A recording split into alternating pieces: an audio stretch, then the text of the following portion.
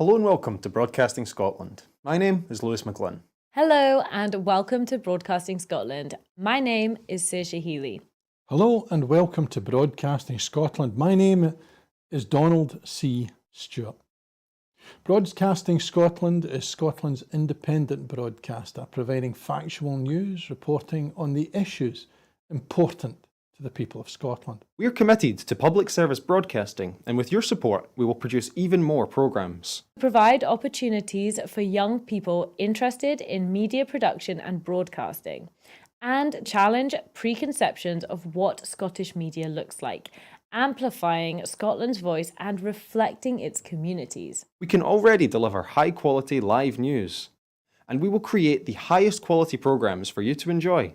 But we can only do that with your support. So please subscribe to and share our channel or donate to Broadcasting Scotland via the link in the description. Thank you. Thank you. Thank you.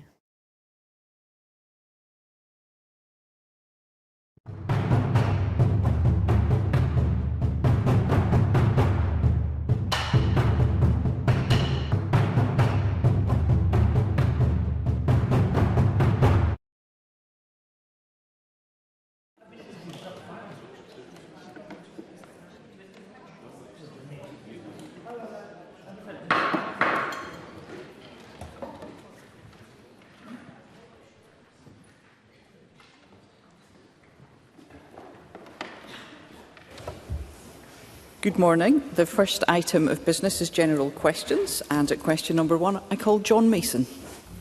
Thank you. To ask the Scottish Government whether it will provide an update on its involvement in the proposals for Glasgow to potentially host the Commonwealth Games in 2026. Cabinet Secretary Neil Gray. Thank you, Presiding Officer. The Commonwealth Games is a hugely important event to Scotland and Scottish athletes, says a former athlete. The Commonwealth Games Federation is working with a number of Commonwealth Games associations to reset and refame the Games. And Commonwealth Games Scotland have confirmed that they are looking at a potential hosting solution in Glasgow if an alternative host cannot be found. And that solution would be delivered using investment from the Commonwealth Games Federation plus commercial income. The Scottish Government are continuing discussions with Commonwealth Games Scotland and Glasgow City Council to further assess and develop the proposals, while no formal decision has been made as yet. John Mason. I thank Mr Gray for that answer. I wonder if you could go into a little bit more detail as to timescales for decisions being made, and would there be any public money going into this at all? Cabinet Secretary. Thank you, President Officer. I thank John Mason for his question. The Commonwealth Games Federation have said that they intend to announce a decision regarding the favoured proposed host in May 2024. If, at that stage, Scotland is deemed to be the only viable option, then steps will be taken to gather additional information and assurances to enable the Scottish Government to confirm or otherwise its support to proceed.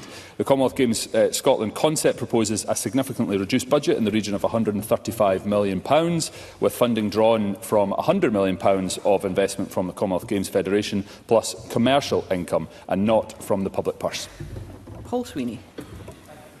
I think the proposal for the 2026 Commonwealth Games in Glasgow is great, and I encourage the Government to embrace it enthusiastically. I was disappointed, however, that the scope of the proposal did not include an athletes' village, which of course was one of the great legacies of the 2014 Games, and perhaps an opportunity to focus state investment might be in expediting regeneration of currently derelict sites in Glasgow already in the pipeline for development as an athletes' village, such as Cowlairs or Red Road. I would encourage the Cabinet Secretary to engage with perhaps Wheatley Group and other social housing providers to look at that opportunity to bolster the proposal for a Commonwealth Games in Glasgow. Cabinet Secretary. Thank you. I thank Paul Sweeney for his enthusiasm. Obviously, there's quite a bit to consider here, not least the timescales, the public finance situation that is involved, and also Glasgow's legacy from 2014, which, as a spectator, it was incredible. It was a phenomenal Games, and Glasgow has an incredible place within the world as a host, has a credible reputation as a host. Clearly, the timescales, the public finance has been such. The infrastructure that's already in place put puts Glasgow in a good position, but the consideration that we've got to bring, should Glasgow be the preferred location, is obviously around timescale, around the scale of the Games and what we would be able to offer, which has to align with what the Commonwealth Games Federation is also looking at in terms of the long-term situation for the Games. Question number 2, Paul O'Kane.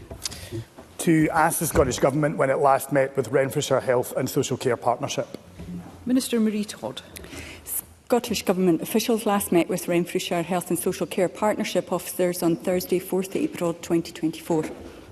Paul O'Kane. I thank the Minister for that answer, and I welcome the news on Tuesday that the Integrated Joint Board in Renfrewshire has abandoned the proposals to close and merge the Mill Day and Mirren Day centres for people with additional support needs. And I would congratulate all service users and their families for their tireless campaign to save those services. But it shouldn't have taken such intense efforts or legal action, indeed, to change the proposal. And other services are not being spared, such as Montrose Care Home in Paisley. The underlying problem remains. This government is chronically underfunding HSCPs and slashing their budgets. So I say to the Minister, when is she going to deliver for people in Renfrewshire, especially the most vulnerable, with proper funding to avoid cuts, and indeed to take action on stopping residential care charges and bringing people who have a learning disability home to their areas, as has been promised by this government for years? Minister. So the first thing for me to say is that we don't want to see the closure of good quality care homes and other important care services. We absolutely understand the concern that this can cause for supported people and for their families. But decisions on how to deliver local services are for integration authorities to make, in this case the Renfrewshire IGB. The Scottish Government expects those decisions to be made in consultation with the people who use those services and in full awareness of the potential impact on them. On the issue of funding, the Scottish Government has invested over £2 billion in the 24-25 budget for social care and integration, delivering on our commitment to increase social care spending by 25% over the course of this Parliament, 2 years ahead of our original target. I know that discussions around the National Care Service are ongoing, but the National Care Service is our proposal to rise to meet some of these challenges. Members of this Parliament and the public want to be able to hold ministers accountable and responsible, and the National Care Service proposal will enable that to happen. Question number 3, Stephanie Callaghan. To ask the Scottish Government what assessment it has made of the potential impacts of reports that HC1 plans to terminate the contract for the hospital-based complex clinical care service at Hatton Lea Care Home. Minister Marie Todd. So, although we have overall responsibility for health and social care policy in Scotland, the statutory responsibility for delivering and for commissioning appropriate services for the community lies with local authorities and integration joint boards.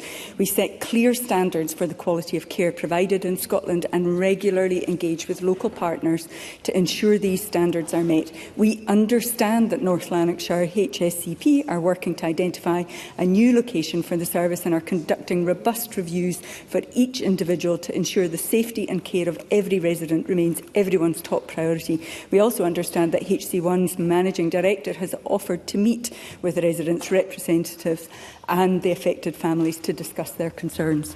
Stephanie Callaghan. I appreciate the Minister's answer. The termination of HC1's outdated contract with University Health and Social Care North Lanarkshire has led to closing 3 of their 5 Hatton Lea units, as the physical layout is considered no longer suitable for residents with advanced dementia, and vulnerable parents and their families are left understandably distressed at the loss of their forever home. Can I ask what steps the Scottish Government is taking to monitor planned closures and provider failures at a national level, so that any escalation in closures during this period of rising costs can be addressed at an early stage to ensure continuity of care is prioritised? Minister. We understand University Health and Social Care North Lanarkshire are working very hard to identify a new location for the HBCCC service in a comfortable and homely environment. Their overriding priority for each and every patient is ensuring their continued safety, minimising any distress and supporting them and their families and carers through this process. They are also providing support as necessary to staff to ensure that the service's patients remain everyone's #1 priority through this process. Now, regrettably, there will be situations where the independent sector or local authority-run care homes close, And our focus is on ensuring that local partners who are responsible do what is required to ensure transition to suitable alternative placements. Question number 4, Pam Gosal. Thank you, Presiding Officer. To ask the Scottish Government what action it has taken to help local authorities tackle damp and mould in social housing. Minister Paul McLennan. The latest Scottish House Condition Survey results show that damp was present in 4% of social sector dwellings in 2022. Over £200 million has been made available to social landlords through the Social Housing Net Zero Fund, launched in 2020 to improve energy efficiency and install clean heat. And proposals for the new Social Housing Net Zero standard include measures to prevent damp and mould. Local authorities have powers to tackle substandard housing and decide how to spend available funds.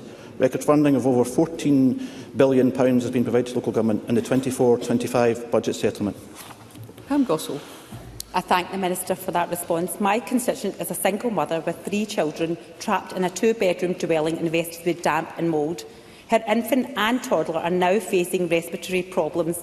The efforts to fix the problems have been shockingly inadequate and the damp and mould still persists. I am sure the Minister agrees that this neglect is unacceptable.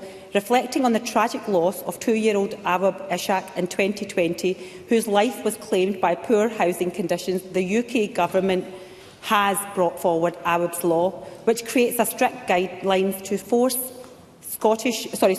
social landlords to address damp and mould issues. What consideration has the Scottish Government given to introducing similar legislation? Minister. Thank the member for a question, and happy to engage with her after this to pick up the specific issue with the local authority in terms of that. And again, happy to consider the proposal that you mentioned there and discuss that and how we can take that forward. Thank you. Question number 5, Ariane Burgess.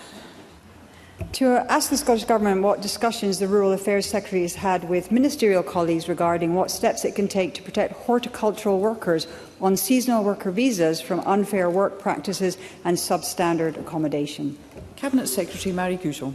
The Scottish Government recognises the valuable contribution that seasonal agricultural workers make to the agriculture sector, and that's why we're fully committed to ensuring fair work applies to seasonal workers. We've funded the Worker Support Centre since 2022 to provide free and confidential support to seasonal migrant workers, and RSABI provides practical, emotional and financial support to all people involved in the Scottish agricultural industry. The Housing to 2040 strategy aims to ensure that there will be no margins of tolerance, no exemptions and no acceptable levels of substandard homes in urban, rural or island communities, deprived communities or tenements. Ariane Burgess. I thank the Cabinet Secretary for her answer. The Scottish Government has committed to roll out fair work conditionality for public sector grants and recently confirmed that the real living wage and effective channels for worker representation would apply to 5 grant schemes for agriculture, crofting and forestry. However, it's unclear when these conditions will apply to direct farm payments, which would do the most to safeguard vulnerable workers on our big fruit farms from unfair dismissals, unfair piecework payment rates and unsuitable accommodation. Can the Cabinet Secretary provide information on when fair work conditions will be extended to cover all farm payments? Cabinet Secretary. The fair work and the principles of fair work have been a key tenet of this government's policies, and they are also a key driver for achieving that sustainable and inclusive economic growth. And we believe that when it comes to public funding, that should be used to lever in wider benefits, such as the promotion of fair work, really to try and support the development of that successful wellbeing economy over the longer term. Now, that is why we are putting fair work principles at the heart of new agricultural funding streams. And specifically, we committed to introduce a requirement on public sector grants to pay at least the real living wage to all employees and provide appropriate channels for effective workers' voice, such as trade union recognition within the limits of devolved competence. Emma Harper. A recent report from April last year on seasonal migrant workers in Scottish agriculture found that most seasonal workers come to Scotland because working here has been personally recommended to them, and that of those surveyed, 87% were satisfied with accommodation. Does the Minister agree that Scottish agriculture needs access to the people who want to come to Scotland and make a vital contribution, and that the main route of doing so is to undo the damage of a Brexit forced on Scotland by Westminster? Cabinet Secretary. I absolutely do agree with that, and the member raises some important points for her question. Because Scotland is a welcoming country, we value those that choose to come and live and work here. And of course, fruit and vegetables are one of the biggest and fastest growing parts of our farming sector. And Scottish employers are increasingly dependent on migrant workers for a growing proportion of their workforce, which of course are the issues that they're experiencing have all been exacerbated by the hard Brexit that the UK government chose to pursue. Seasonal agricultural workers play a hugely important role when it comes to filling vacancies across the agricultural sector, and as well as helping the overall sustainability of our rural economy. And it's the UK government immigration policies which fail to address Scotland's distinct demographic and economic needs, which highlights the need for a tailored approach to migration. Question number 6, Colin Smith. Thank you, Presiding Officer. To ask the Scottish Government what action it has taken to prevent the closure of care homes in South Lanarkshire. Minister Marie Todd. No one wants to see the closure of good quality care homes, as I've said already. Decisions on how best to deliver services for local communities are for integration authorities to make in consultation with the people who use those services and in full awareness of the impact on them. I met the Save My Climate House group on the 25th of April, and I have written to the South Lanarkshire Chief Officer and Integration Joint Board Chair requesting an urgent meeting to seek reassurances on the steps they plan to take to ensure the residents of both homes continue to receive the support that they deserve. As you know, the 24-25 NHS Recovery Health and Social Care budget contains £2 billion of investment for social care and integration. That represents an increase of over £1 billion compared to 21-22, exceeding our commitment to increase funding for social care by 25% over the life of the Parliament. Colin Smith. Thank you, Presiding Officer. The residents of My Climate House don't want the Minister to write to talk about assurances. What they want the Minister to do is to intervene to save My Climate House. The IGB have made it clear to the Minister this is an entirely financial decision to plug a £33 million funding shortfall. The Minister will know this closure proposal is absolutely devastating for the older, vulnerable people who face being kicked out of their home. To save just a few £100,000 at a time it could be used as a step-down facility to tackle delayed discharge. So will the Minister intervene now? A National Care Service is too late. People want intervention now, and will she do so, and will she save this care home for the residents that face being homeless as a result of it? Minister. So the member will be aware that the Chief Officer of the IGB has written to request my intervention in this case. As a result of that request, I have met with the families who are affected by the closure, and I have requested an urgent meeting with the Chief Officer of the IJB and with the members of the IJB in order to discuss this closure. The most important thing is that the individuals living in that care home and their families are satisfied with that the care that they currently receive, which is acknowledged to be of an exceptionally high quality, is continued beyond whatever arrangements are made for their care. Question number 7, Ros McCall. To ask the Scottish Government what analysis it has conducted of its reformed dental payment system introduced on the 1st of November 2023 in the Mid-Scotland and Fife region. Minister Jenny Minto. We have long-standing arrangements to publish activity on NHS dental services through Public Health Scotland, and data on the reformed dental payment system will continue to be provided through these arrangements on a quarterly basis. Published data provides information at both a national and regional level, which officials use to inform ongoing, regular analysis in discussion with all NHS boards, including NHS Fife, on the impact of national reform on local care provision. Ros McCall. I thank the Minister for that response. The dental payment system reforms embarked upon by the Scottish Government were supposed to make it easier for people to access dental treatments. However, in my region of Mid-Scotland and Fife, latest statistics show that while around 90% of adults in Fife are registered with an NHS dentist, only around half of them have actually seen an NHS dentist in the last 2 years, widening oral health inequalities. So will the Scottish Government agree to amend the data collection of NHS dentistry to include participation as well as registration? And how do they intend to deal with the growing oral health inequalities in the region? Minister. I thank Ros McCall for her question and happy to look at her initial suggestion. We are working very closely with health boards on workforce initiatives because, as we were very clear at the start of payment reform, that was the first step on the journey. We are looking at things like the direct access model, and I know that NHS Highland are keen to be involved with that. And I have also been working with the other UK nations and stakeholders to improve overseas dentist pipeline, which I'm very pleased to see is moving forward. Question number 8, Jeremy Balfour. To ask the Scottish Government whether it has followed the advice issued by the Information Commissioner's Office regarding appropriate governance and controls for the use of children's Scottish candidates' numbers for research in the education system. Cabinet Secretary Jenny Gilruth. Yes. Jeremy Balfour. Can I thank the Cabinet Secretary for her answer? As she will be aware, there was no governance put in place around the use of children's Scottish candidate numbers when the Health and Wellbeing Census was run in 2022. For example, candidates' numbers are used as pupil email addresses in some schools. The ICO has advised the Scottish Government there were serious risks needing addressed that could cause potential harms for children due to the intimate nature of the data being gathered about pupils and their families. Will the Scottish Government commit to reviewing and, if found to be infringing GDPR and ethical standards for health research, commit to deleting the data gathered from 134,000 children who participated in the survey without being informed of these risks? Cabinet Secretary.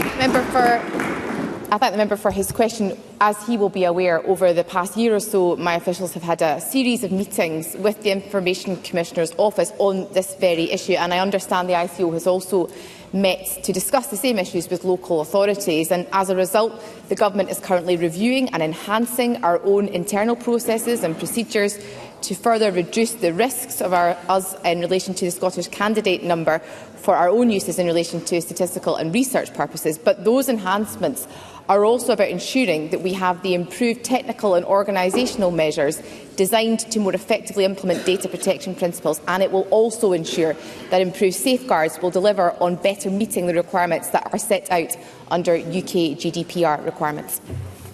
Thank you. That concludes general questions. The next item of business is First Minister's questions. And at question number 1, I call Douglas Ross. Thank you, Presiding Officer. A week ago, I lodged the Scottish Conservative vote of no confidence that forced Humza Yousaf to resign in disgrace. This could very well be his final FMQs as First Minister. Humza Yousaf's replacement must focus on what really matters to Scotland.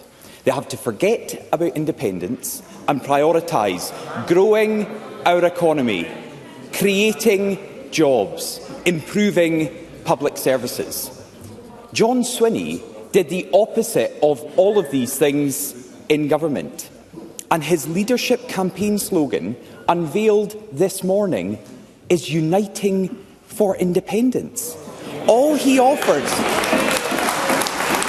Members, let's hear Mr Ross. Members. I'm very grateful for that party election broadcast we will be using in the days, weeks and months to come, because all he offers is more of the same nationalist obsession that has damaged Scotland for a decade, and they are laughing and applauding that. He is fixated on independence, not the things that really matter. Doesn't uniting for independence just mean more division for Scotland? First Minister. No, it doesn't, Presiding Officer. Let me say to Douglas Ross, of course he has every right and prerogative to gloat about the position that I am in, and of course made that statement on Monday. The only exception I would take to Douglas Ross is, no, I don't feel disgraced at all. I'm very proud of the fact that I became the first person of colour to be the First Minister, the very first Muslim leader of a Western nation, the youngest First Minister to ever serve in 25 years of devolution. And most of all, I'm proud to have served my government, this government, my country, for 12 years on the front benches. Did I get everything right? Absolutely not. And that is very evident and very clear. But can I be proud of this government's record? Absolutely. And let me just talk about the government's record, because Douglas Ross will do his best in the next few questions to talk about personalities as opposed to talk about policies. And why would he want to do that, presiding officer? Because when it comes to our policies, the SNP, of course, is the party of free university education. We're the party that abolished prescription charges. We're the party of free personal and nursing care. We're the party of free bus travel for those who are under 22, over 60, those with a disability. We're the party of free school meals, the party of the baby box, the party of free childcare. And what about the Conservatives, presiding officer? They are the party of Windrush. They're the party of bankers' bonuses. They're the party of austerity, the party of Brexit, the party of the two-child limit, the party of Boris Johnson, the party of Liz Truss, the party of the cost of living crisis. So with such an abysmal record, no wonder the leader of the nasty party wants to talk about personalities and not policies. Douglas Ross. I mean, my criticism of the government was mainly brought on by John Swinney's comments today that says everything's so bad, he's got to run for the leadership. And just when John Swinney thought he was out, they pull him back in, because literally there is nobody else. The SNP's man for the future is their failed leader from the past, from one continuity candidate to another. John Swinney was Nicola Sturgeon's human shield. He masterminded the deal with the extremist Greens. For 16 out of the 17 years of SNP government, John Swinney sat round the cabinet table. His fingerprints are all over their most toxic policies. How will going back to the future get the SNP out of the mess that they're in? First Minister. Has Douglas Ross never stopped to reflect that for all that he said about John Swinney, of course, John Swinney and, of course, my colleague Kate Forbes are both more popular than Douglas Ross, presiding officer. And Douglas Ross seems absolutely determined to talk about personality. So let me remind him about the personalities he associates himself with. Douglas Ross served in Boris Johnson's government. He called Boris Johnson an honest man. That would be the Boris Johnson who was not only the architect of a damaging hard Brexit, but Boris Johnson allegedly said to COVID victims, let the bodies pile up high. Douglas Ross then went on to not only support Liz Truss to the hilt, he demanded that we copy Liz Truss's disastrous tax plans. Those, of course, were tax plans that utterly annihilated the economy. And that is the Liz Truss who's now engaging in hard-right conspiracies about the deep state. You can judge a man, presiding officer, you can judge a man by the company he keeps. And Douglas Ross's company is Boris Johnson, the Conservative Party of Liz Truss, of Suella Braverman, Priti Patel, formerly Lee Anderson, Mark Menzies, Peter Bone, Chris Pincher, Andrew Bridgen, Frank Hester, and I can see Douglas Ross looking more and more embarrassed. And let me say, that is the company he keeps. I'm very proud of John Swinney, Kate Forbes and all of the company that I keep, presiding officer. Douglas Ross. Let's hear Mr Ross. Thank you, members. Douglas Ross. I mean, he's talking a big game now. Has he forgotten? It was just last Friday he wrote this humiliating letter to me begging the Conservatives and our colleagues here to save his skin. He literally was begging us to save his job. That's how quickly things change in the world of Humza Yousaf. But let's go back to John Swinney. They think John Swinney is a safe pair of hands, but he has dropped the ball dozens of times. He was Deputy First Minister who stood right by Nicola Sturgeon when she obsessed about independence, when she increased taxes, when she wrecked Scotland's public services. He was the architect of the hated named persons law. He deleted every WhatsApp message that should have gone to the UK COVID inquiry in a disgraceful cover-up. He was Education Secretary. John Swinney was Education Secretary, who let our schools spiral down international league tables below Estonia, Latvia and Hungary. The man who oversaw the disastrous ferries deal is supposed to steady the ship. Is this really the best the SNP can do? First Minister. Also, let's then compare records, of course. John Swinney was part of a government that set up Social Security Scotland through our anti-poverty measures, including through the benefits that are awarded through Social Security Scotland. And I can hear the Conservatives saying those anti-poverty measures aren't working. They're estimated to lift 100,000 children out of poverty this year, in very stark contrast to the Conservatives. It is through John Swinney's efforts in education, the foundations that he laid, that we now have more young people going to universities from areas of deprivation than ever before. It's through John Swinney who helped deliver the biggest expansion of early learning and childcare in our country's history. Well, let's look at Douglas Ross's record. Douglas Ross's voting record is there on, for example, websites like They Work For You, who aggregate and assess the voting records of all MPs. On taxation and employment, Douglas Ross generally voted against higher taxes on banks. When it comes to veterans, generally voted against strengthening the military covenant. When it comes to environmental issues, Douglas Ross generally voted against measures to prevent First Minister. They're getting worked up. It's all there in black and white. He can't hide from the truth, presiding officer. The website also says that he voted against improving. Oh, I've got them in. I think we've gone well beyond the point at which we can hear one another. I've only called one person to speak, as far as I'm aware, and I'd like to hear the person who's called to speak, and them alone. First Minister. They don't like the truth, presiding officer. They don't like it one bit, because that truth shows that Douglas Ross generally voted against measures to prevent climate change. What a surprise. Generally voted against improving air quality. Generally voted against laws to promote equality and human rights. Let's find something he did vote for, presiding officer. He voted for the Rwanda bill, presiding officer.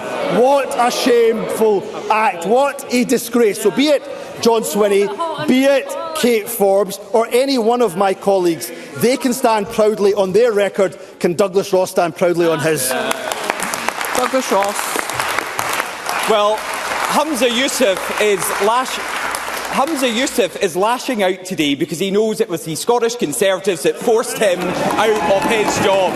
And he knows that in the election coming, in seats up and down Scotland, it's a straight fight between the SNP and my party. We'll stand on our record of forcing him out of office,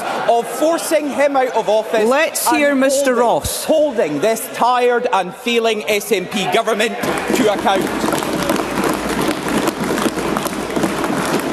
But what will John Swinney and the SNP stand on? John Swinney has confirmed today he will be another divisive nationalist, focused only on independence. His campaign slogan is literally uniting for independence. That means more division for Scotland all over again. John Swinney has been at the heart of the failures that have defined the SNP's time in office. How on earth will the SNP stop failing Scotland if they keep doing the same thing over and over again? First Minister. Presiding officer, colleagues who will be potentially standing for the leadership of my party, they will stand on a record that we will take to the people of Scotland, much like, of course, his party today are taking their record in local elections down in England and Wales.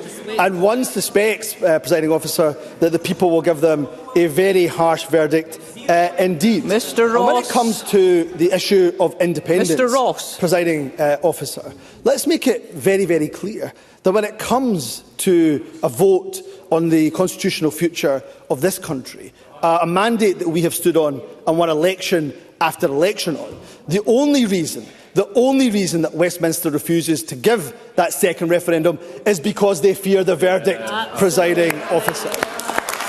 And why do we need independence? We need independence because this country has suffered 14 years of austerity from a government that hasn't won an election in Scotland since the 1950s. It's because we have a Brexit foisted upon us that we did not vote for. It's because our people are suffering from a cost of living crisis that they didn't create, but they are the ones who are suffering as a result of. So what drives John Swinney, what drives Kate Forbes, what drives every single one of the colleagues beside me and behind me is our social contract with the people. It's the social contract with the people, today and night, to work in the service of all of the communities in Scotland. And I've got no doubt that when we take that record that I stand proudly on and my successor will stand proudly on, I've got no doubt at all that they'll continue to put their trust in the SNP, Presiding Officer. Question number 2, Anna Sarwar. Presiding Officer, Scotland cannot afford this distracted, divided and incompetent SNP government. And look past all the shouting, our country is facing the greatest challenges since the creation of this Parliament. Over 800,000 people on an NHS waiting list. Increasing violence and falling standards in our schools. Police numbers being cut and crimes not being investigated. I would remind Mr Brown that we are talking about his constituents as well who are suffering these consequences. Police numbers being cut and crimes not being investigated. Almost 10,000 children living in temporary accommodation. Millions of pounds wasted on failed projects and our economy flatlining while the huge potential of our people is squandered. But yet again, the SNP are putting party before country and their own problems before the people of Scotland.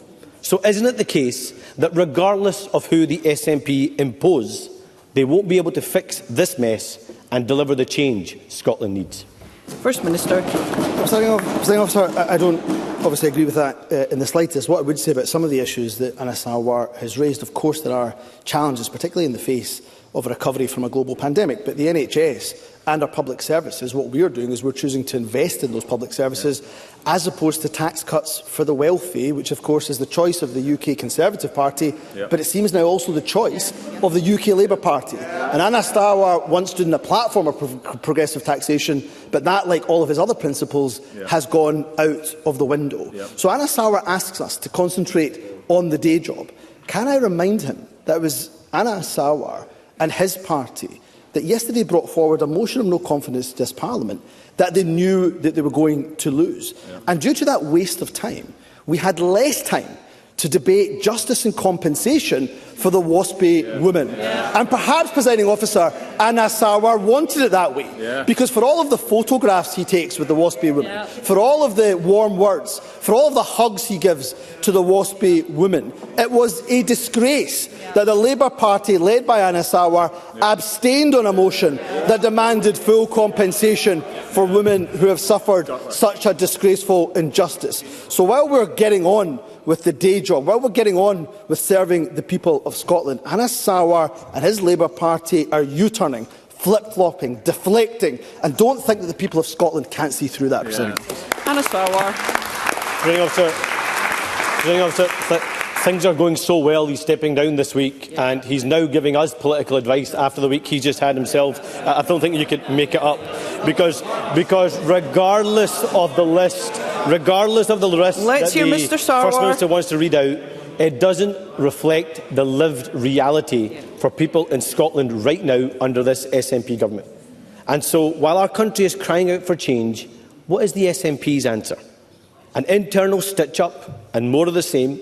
Either the man who broke the public finances, or who was the worst education secretary in the history of the Scottish Parliament, or the Deputy First Minister that deleted evidence to the COVID inquiry, and the man who has been at the heart of this incompetent SNP government for the past 17 years, or the former Deputy First Minister who many on her own benches say should be more akin to Douglas Ross's party than her own. Both represent chaos. Both represent division. Both represent more of the same. After 17 years of incompetence and failure, is this really the best the SNP has to offer? First Minister. Presiding Officer, Anna Sarwar talks about leadership stitch-ups. He should know about that. Just ask Richard Leonard about what he did about leadership stitch-ups, Presiding Officer. Our record, Presiding Officer, has seen more young people going to university from deprived areas than ever before. Our record, of course, has delivered over 128,000 affordable homes. Our record has established Social Security Scotland, 14 benefits, 7 of which are only available in Scotland, including the Scottish Child Payment, game-changing Scottish Child Payment, lifting 100,000, estimated to lift 100,000 children out of poverty through our anti-poverty measures. And Anna Sarwar talks about what the government has been doing over the last 2 weeks. In the last 2 weeks alone, we've announced £80 million of additional funds to ensure that we boost our affordable housing stock. And on top of that, we confirmed £11 million of grant funding for public bodies such as leisure centres. And what have Anna Sarwar and the Labour Party done in the last 2 weeks? They voted against keeping the promise to care experienced children. They are going to water down their plans for workers and announce that on May Day of all days, Presiding Officer. And once again, disgracefully, they refuse to back justice and compensation for the WASPy women, a betrayal, Presiding Officer, that they will not be forgiven for. Anna Sarwar.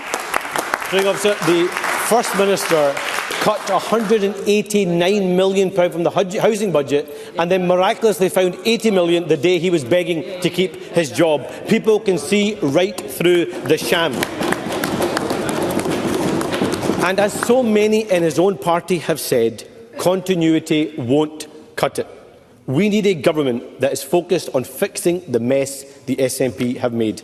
So for all the First Minister's bluster today, he can't ignore the fact that there are people across our country who are being forced to remortgage their home to pay for hip replacements. There are mothers going without food in order to feed their children. There are families travelling south to get their child a private mental health diagnosis.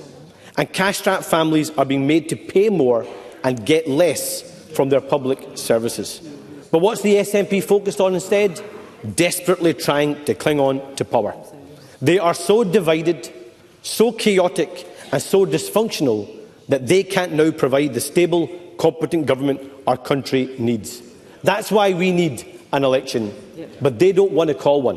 Why? Is it because they fear the judgment of the Scottish people?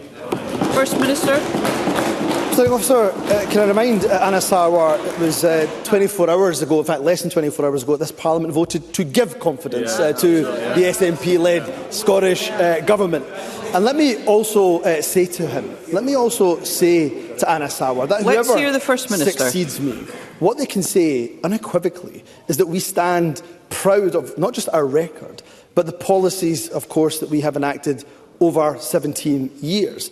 And the thing with the difference between myself, my colleagues in the front benches here, colleagues such as John Swinney and Kate Forbes, is that we are, of course, consistent in our principles. The only consistency in Anna Sarwar is his complete and utter inconsistency. And I'm surprised that he is not more embarrassed by that inconsistency. He's U-turned, of course, on the two-child limit and rape clause. Anna Sarwar has U-turned on bankers' bonuses.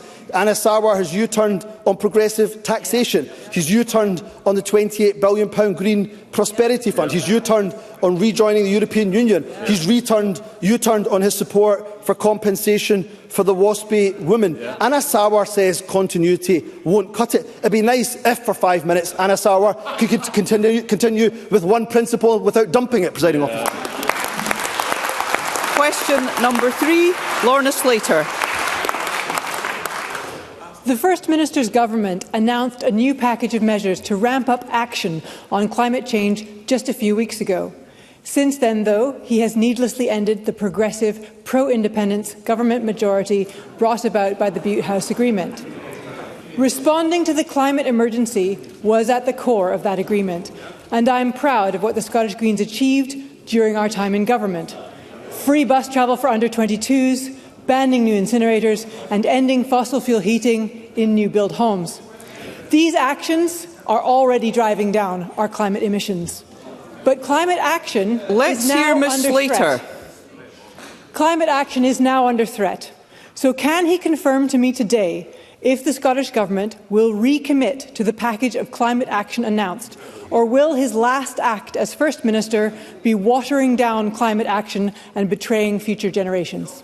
First Minister. Officer, can I say that this government for 17 years, whether that was before the Butte House Agreement or as part of the Butte House Agreement, has a very proud track record of standing up to tackle the climate crisis. And of course, we are proud of the achievements that were made with the cooperation with the Greens, but we had a long-standing record on tackling climate crisis before we were in a cooperation agreement with the Greens. And what I would also say on progressive values, which I've heard Lorna Slater talk about in recent days, once again, our manifesto, the manifesto that we stood on, the manifesto that ensured that the SNP was by quite some considerable distance the largest party in this Parliament, was one that was rooted in progressive social values. So I would say to Lorna Slater, of course, it will be for my successor to come to this chamber and, of course, my successor's cabinet to make clear their priorities in tackling the climate crisis. That accelerated policy package is one that, of course, this government absolutely supports. But I would say to the Greens,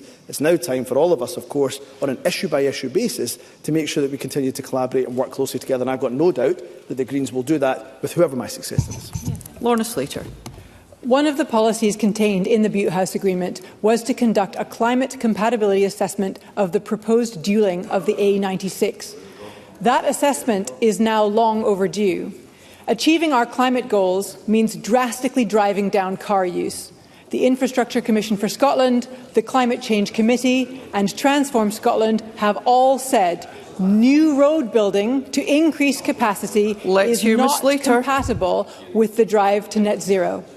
So can I ask the First Minister, when will his government publish the climate compatibility assessment for the A96? And when it inevitably says we cannot afford, for the sake of future generations, to dual that road in full, will he commit to investing the money earmarked for this project into safety improvements and better public transport for communities who live along the route?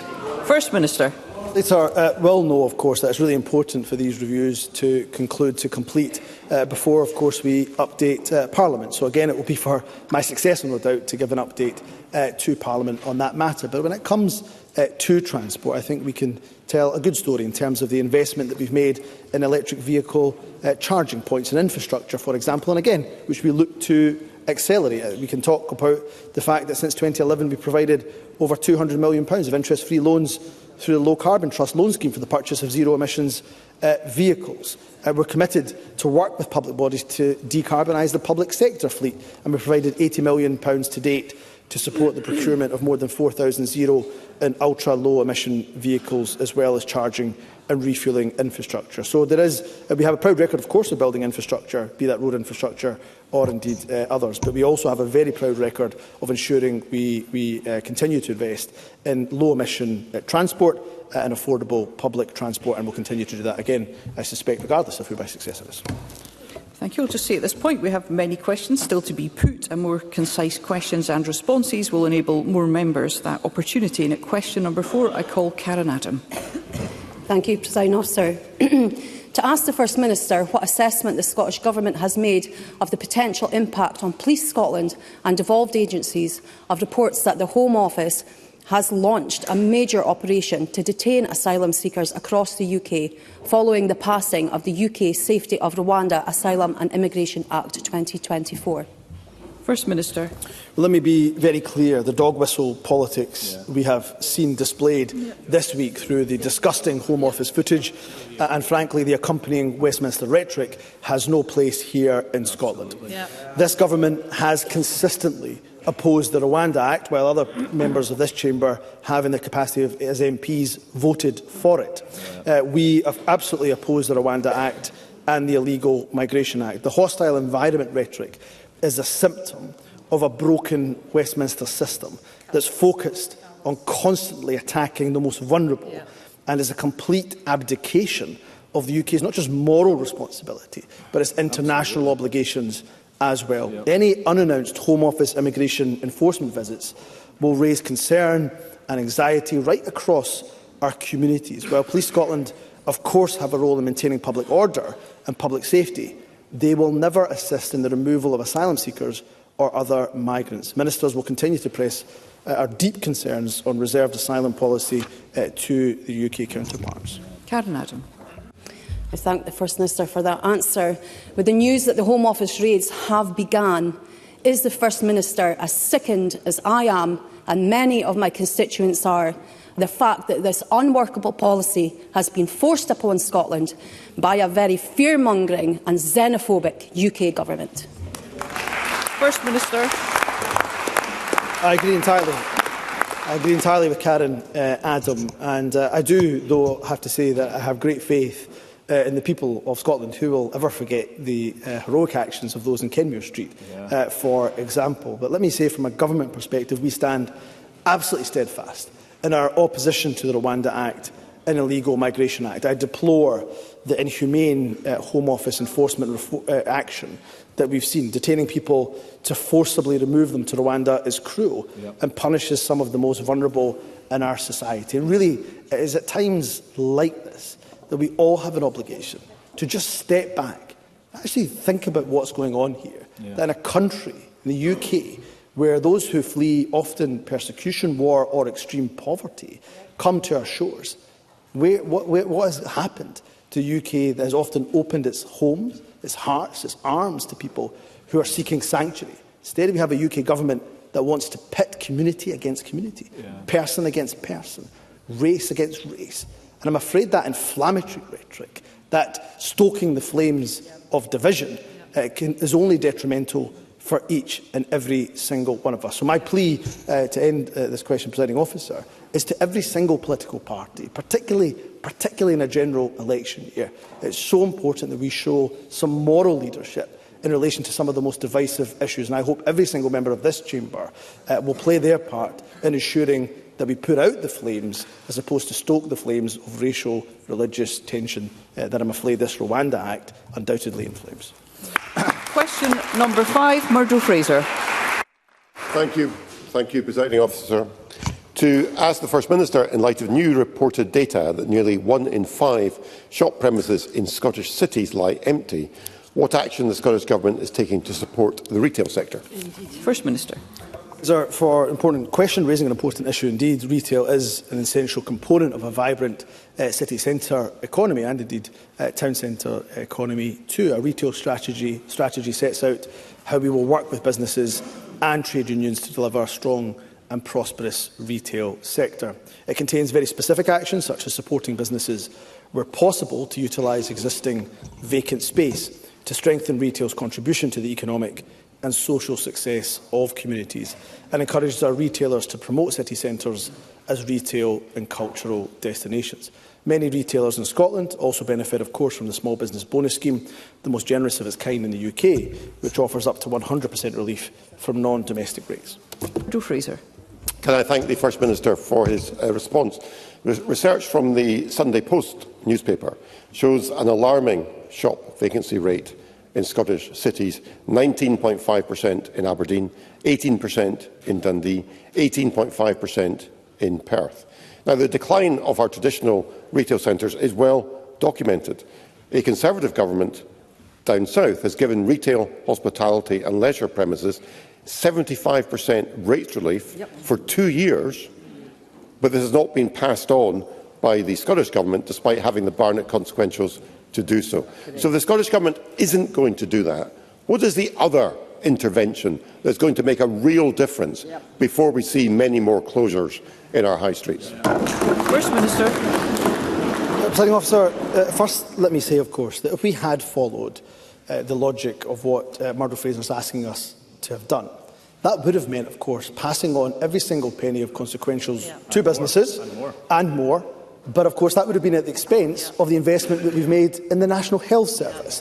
That would have been at the expense of the investment, real terms increase, that we made to education, to our justice services.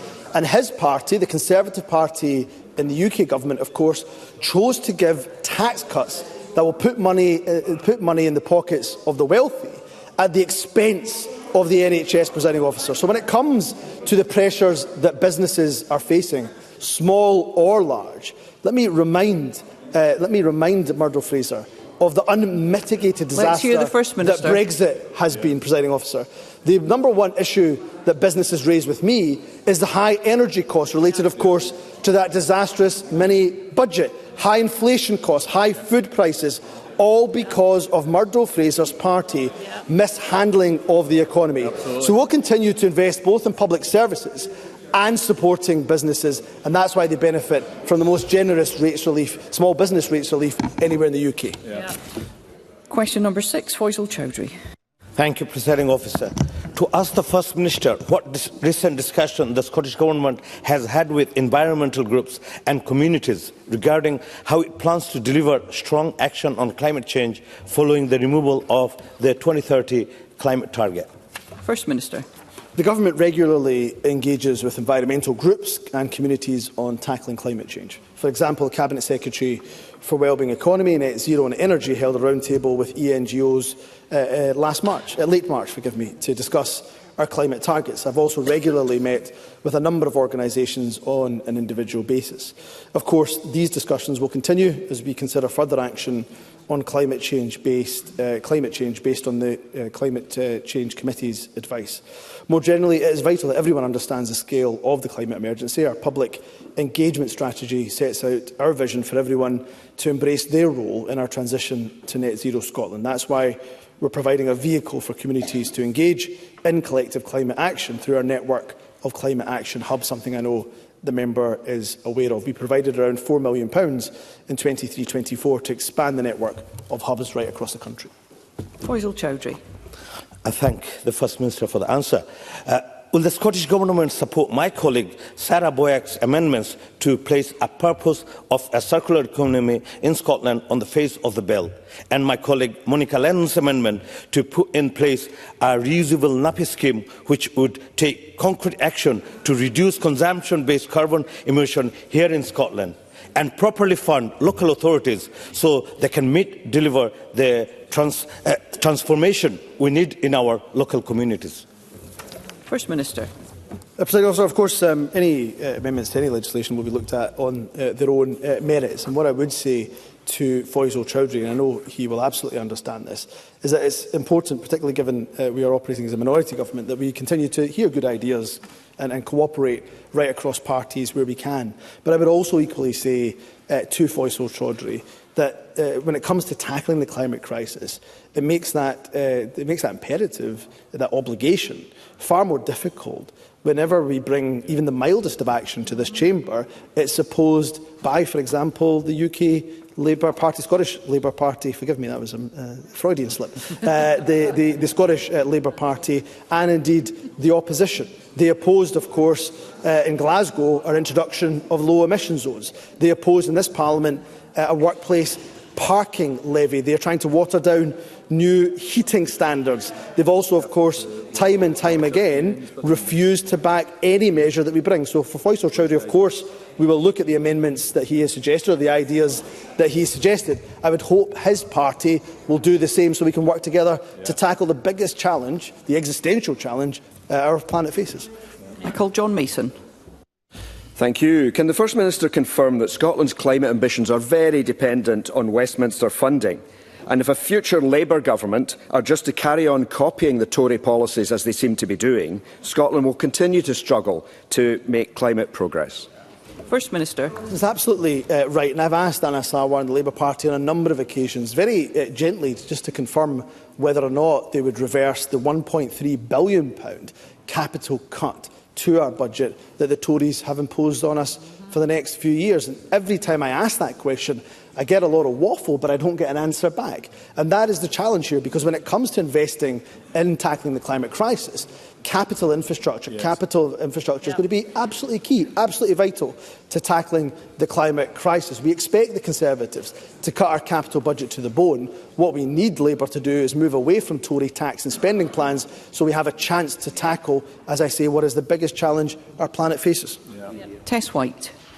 Presiding Officer, First Minister, a protest is underway outside the Scottish Parliament against the monster pylon pathway proposed by transmission operator SSEN for the north of Scotland. Communities are alarmed and anxious. The First Minister says he doesn't want waffle, so will the First Minister commit to sit down with campaigners and explain how his government will use its devolved powers to respond to their concerns? First Minister. Well aware, of course, in relation to the protest that's taking place, I should say that we do strongly support action to reform the connection process so that Scottish projects can connect to the grid when they are ready to do so. The powers to reform the grid connection process are, of course, reserved to the UK Government and require action at a UK level. When it comes to Scotland's, we do have, of course, the most stringent environmental impact regulations in the world, and our planning and consenting system ensures that local communities can have their say, and all applications must be subject to site-specific assessments. It's not appropriate for ministers to comment on potential projects that may come forward for determinations. And as our NPF4 makes abundantly clear, potential impacts on communities, nature and others are important considerations in the decision-making process. And I would say to Tess White, it's important, of course, to listen to our communities, it's important to hear from our communities, consult and engage with our communities. Let's also remind ourselves it is equally important that when it comes to powering Scotland's renewable potential, in particular for the future, it's going to be vital, in fact, that whoever is in the UK Government puts their hand in their pocket and invests in our grid infrastructure. And all of us have a responsibility to talk up the importance, I think, of grid infrastructure. If we don't do that, then we're simply not going to have the renewables boom that we are very much on the precipice and on the cusp of. So let's, of course, engage with our communities. Let's also make it abundantly clear that investment in the grid is absolutely required. Question number 7, Colette Stevenson. Thank you, Presiding Officer. To ask the First Minister what assessment the Scottish Government has made of the potential impact on devolved social security benefits of the UK Government's proposed reforms to disability benefits. First Minister. I can give a categoric assurance that the SNP Government, and I can say this even on behalf of my potential successor, that whoever's in this office will make it clear that the SNP-led Scottish Government will never accept the cruel welfare reforms being pursued by the UK Government. These punitive proposals only further stigmatise and impoverish disabled people and have rightly been called out by stakeholders as, and I quote, a reckless assault on disabled people. In contrast, Scotland's social security system was designed, its foundation blocks were the principles of dignity, fairness and respect. Those are the values of this Government, they're the values of the people of Scotland, because disability payments are there for all of us whenever we should need them, should they be required. The Scottish Government is committed to continuing to deliver adult disability payments in a compassionate and caring way. I know the Cabinet Secretary has sought urgent clarification from the DWP earlier this week that people receiving our adult disability payment will not be penalised and will continue to automatically receive the reserved benefits that they rely on. And I call on the UK Government to also provide assurance that it will not seek to impose any resultant cuts to expenditure on the Scottish Government. Colette Stevenson. I thank the First Minister for that response. Social Security Scotland is built on the principles of dignity, fairness and respect. In contrast, the UK Government continue to favour an outdated blame and shame approach. Does the First Minister share my concerns that these narratives could have a detrimental impact on disabled people in Scotland applying for the support that they are entitled to, and can he outline measures that can be taken to minimise the impact? First Minister. I absolutely agree with that, and I'm clear that social security is a human right. It's an investment in our society, it's an investment in the people. That's why we have transformed financial support for disabled people in Scotland, establishing a very radically different system, as I've already said, based on the foundation blocks of fairness, dignity and respect. And these proposals, these changes, much like the Rwanda bill we spoke about earlier on, they're just the latest example of the Conservatives punching down, of punishing marginalised communities to make up for their own failings. It's transparent for everyone to see. So while the Department for Work and Pensions continue to pursue punitive measures, which will only serve to stigmatise and dehumanise disabled people, We will proactively ensure that people are aware of and encouraged to access the financial support that they are entitled to, and will continue to work in partnership with disabled people, both through our ongoing review of adult disability payment and in our continued commitment to supporting people to access all of their social security entitlements. Thank you. We move to constituency and general supplementaries. I call Michael Mara. Thank you, Presiding Officer. Hundreds of women in the Grampian region are travelling hundreds of miles to the Central Belt for vital breast cancer treatment. I was alerted to this issue this week by a clinician who has told me there are great concerns as to the impact of these treatment delays on patients' chances of recovery. The First Minister knows that this situation is intolerable. Coupled with issues in the NHS Tayside, which I've raised here many times, there is a significant issue regarding breast cancer care in the north east of Scotland. Why has this happened, and what can the First Minister do to fix the situation? What guarantees can he offer today that NHS Grampian is working urgently to restore a full service? Delays to cancer treatment cost lives, First Minister. Will you commit to a full assessment of the devastating impact of treatment delays for these women?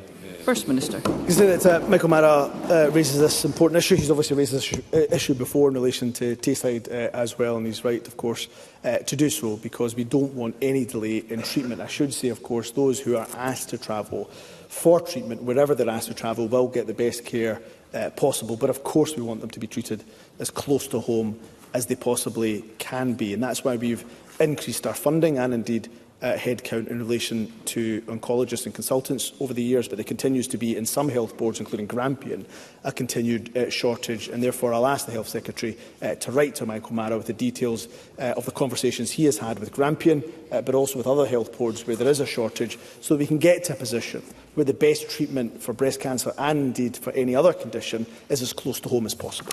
Bob Doris. Thank you, Presiding Officer. As summer approaches, my constituents in Marehill and Springburn will increasingly be subjected to the dangers of the irresponsible use of off-road vehicles such as quad bikes. People have been injured and lives have been lost, both riders and the wider public. At Westminster, Glasgow North East MP Anne McLaughlin is seeking a legislative change to require off-road vehicle registration, and the Home Office have promised to establish a task force, but we must do stuff here in Scotland also.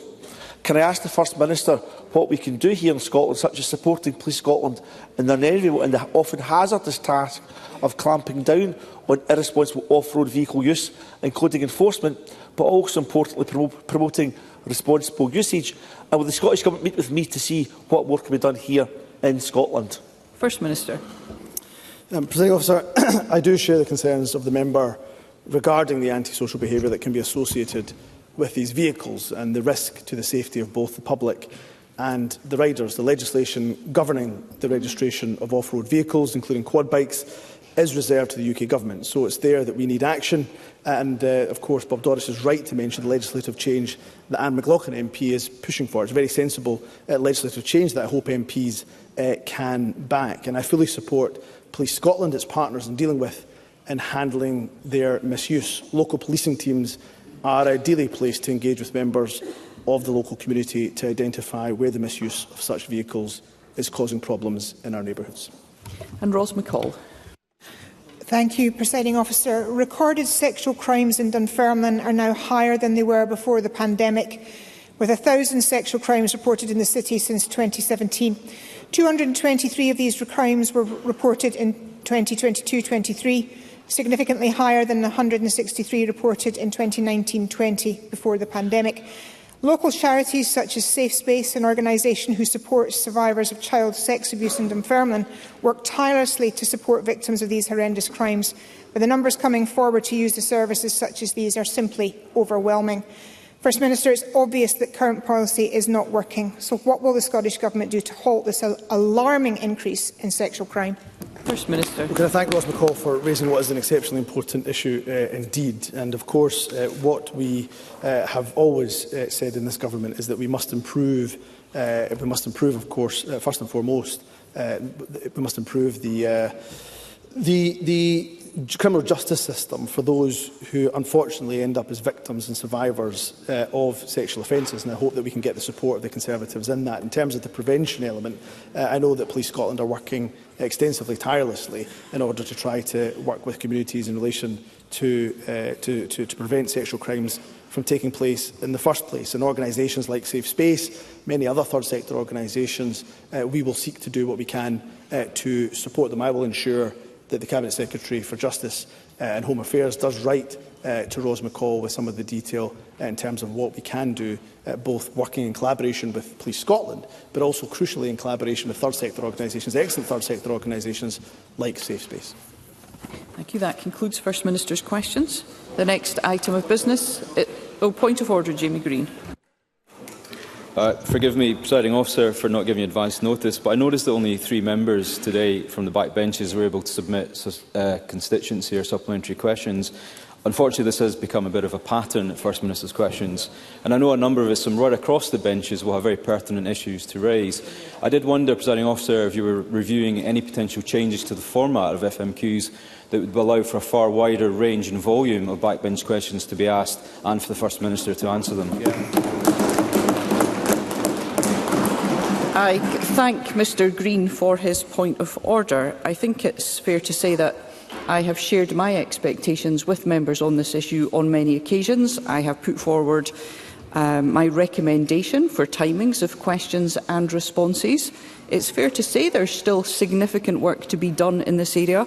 I should also note at this point that at the beginning of Session 5, the Parliament extended this session for the very purpose Mr Green outlines, and it's certainly my hope that we see a real move towards that, because it's really important that as many members as possible have those opportunities. Thank you. There will now be a short suspension to allow those leaving the chamber and public gallery to do so before the next item begins.